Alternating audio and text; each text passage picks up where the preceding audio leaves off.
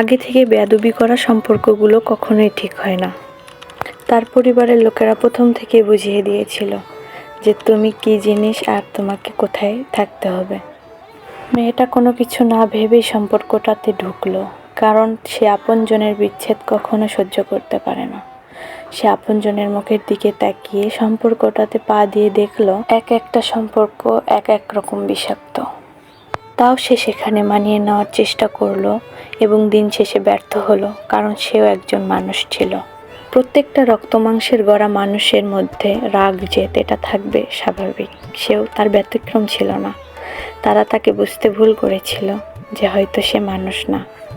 তারা সেই পরিবারে তাকে ঝির মতো করে চেয়েছিল, কিন্তু সে সেই পরিবারে বইয়ের মতো থাকতে চেয়েছিল। এটাই ছিল তার দোষ। সে শুধু একটুই চেয়েছিল যে বউ হিসেবে তার কথা সবাই শুনুক, তার চাহিদা, তার হক, তার মৌলিক অধিকারগুলো তাকে নিশ্চিত করে দেওয়া হোক, এইটুকুই চেয়েছিল। আসলে তারা বুঝতেই পারেনি যে একজন মেয়ের কি হক থাকে। মায়ের বাড়িতে পাগলামি করা মেয়েটার মতামতকেও বাবা মা গুরুত্ব দেয়, কিন্তু শ্বশুরবাড়িতে গিয়ে সে গুরুত্বও পেল না, কিছুই পেল না। তার মতামতকে কেউ গুরুত্বই দিল না।